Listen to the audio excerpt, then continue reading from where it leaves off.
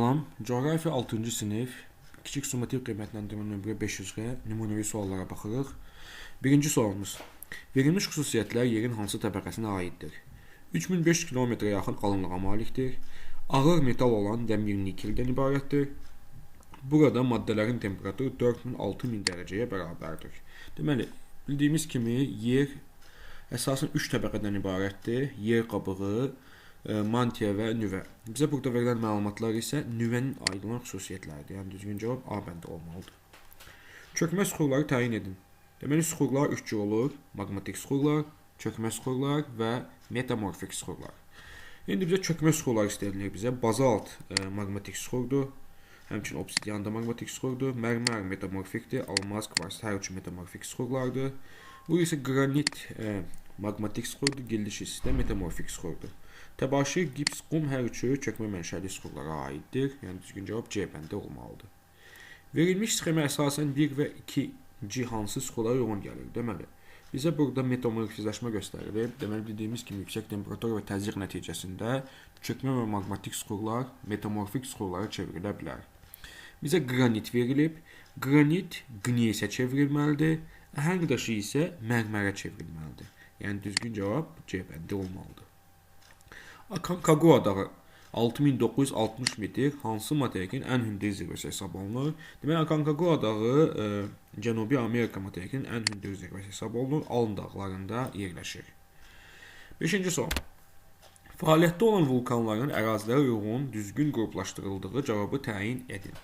Deməli, Kilimanjaro vulkanı Afrikada yerləşir, həmçinin Afrikanın ən hündür zirvəsidir. Etna vulkanı İtaliyada Siciliya adasında yerləşir. Mauna Loa vulkanı isə Havay adalarında yerləşir. Deməli, burada 1-ə 3 aid olmalıdır. 1-ə 3, 2-yə 1, 3-ə 2. Deməli, düzgün cavab B bəndi olmalıdır. 6-cı sual.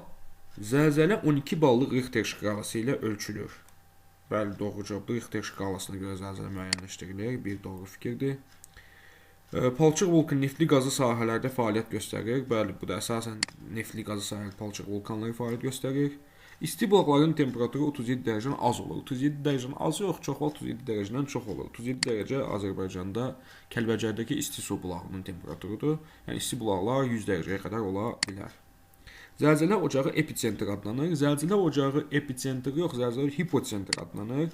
Amma zəlzələnin yer səthindəki proyeksiyası isə epitsentr adlanır. Deməli, bu düzgün cavab 1-3, yəni A bəndi olmalıdır.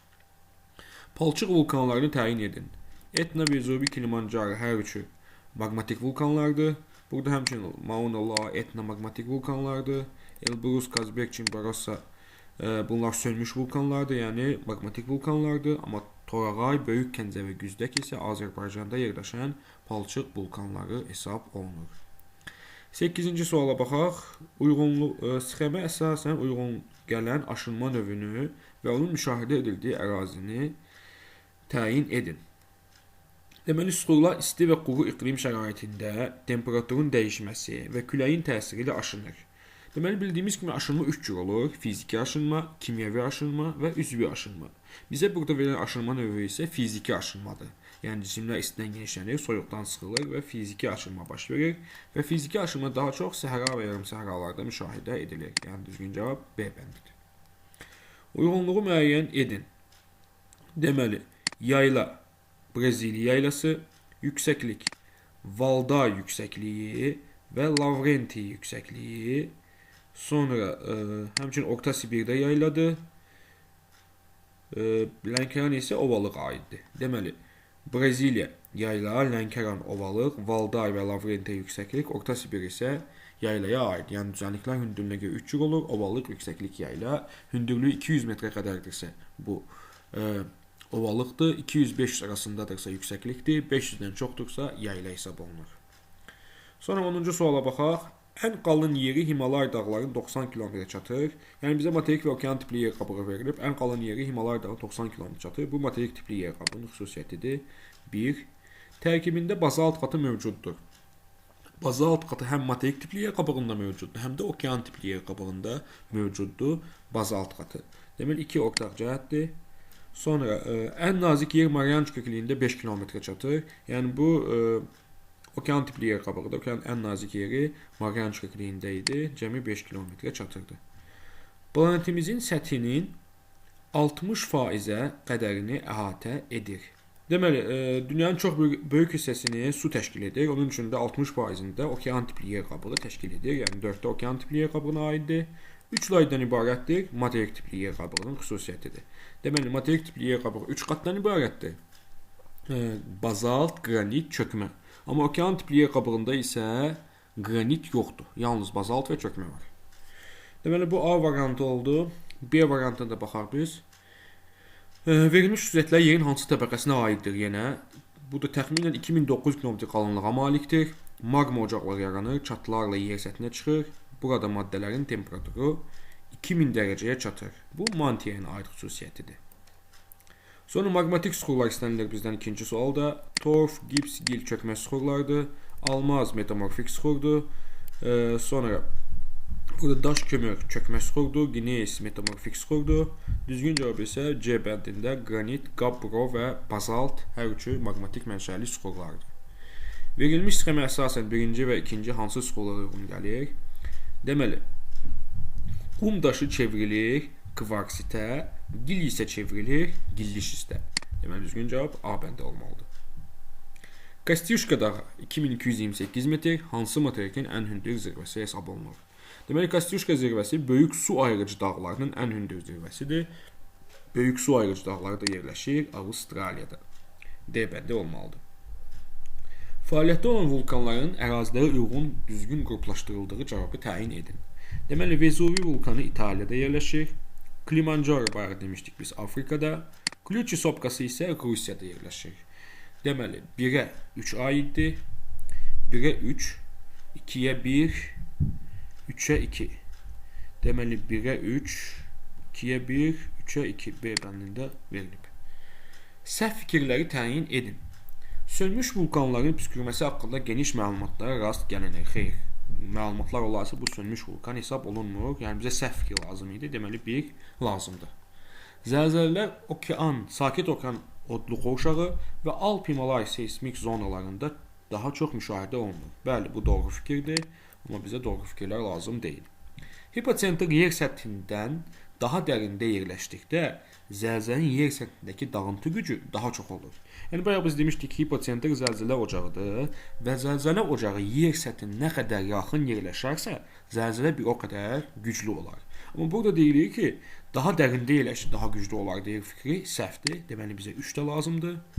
Yerin dərin qatlarında fəvvarələr şəklində yer səthinə çıxan qaynar su və buxar adlanır. Qaynar su və buxar və yaxud da buna geyzerlər deyilir də.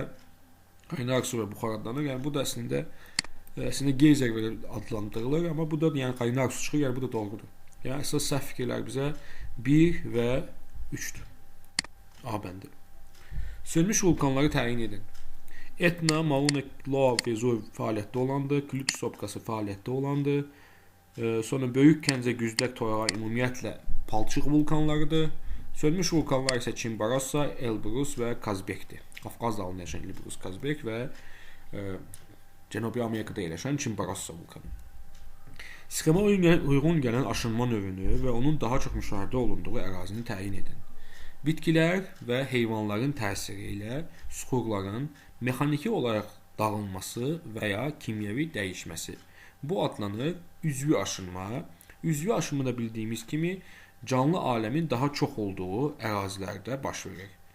Deməli, üzvü aşınma olmalıdır. İsti və rütubətli iqlimə malik olan ərazilərdir. Yəni, isti və rütubətli iqlimə malik ərazidə heyvan canlı aləmi daha zəngindir. Onun üçün C bəndi düzgün cavab olmalıdır. Sonra yenə bizə uyğunluq müəyyən edilməlidir. Düzənliklərə əlaqədar olaraq. Deməli, Dekan yayladır, Küraraz ovalıqdır, Orta Rusiya yüksəklikdir, Amazon ovalıqdır, Meksika yayladır. Deməli, bu formada olmalıdır. Sonra 10-cu sual. Uyğunluğu müəyyən edildi yenə.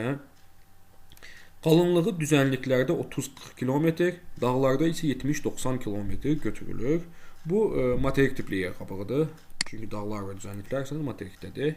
Tərkibində bazalt qatı mövcuddur. Bayaq dedik ki, bazalt qatı hər iki qatda mövcuddur. Ən nazik Mariana çökəkliyi bu okean tipli yer qabığına aiddir. 2 laydan ibarətdir. Okean tipli yer qabığıdır. Materik tipli qat isə 3 laydan ibarət idi. Ən qalın yeri Himalay dağlarında yerləşir. Bu da yenə materik tipli yer qabığının xüsusiyyəti hesab olunur. Deməli, burada da cavab bu formada oldu.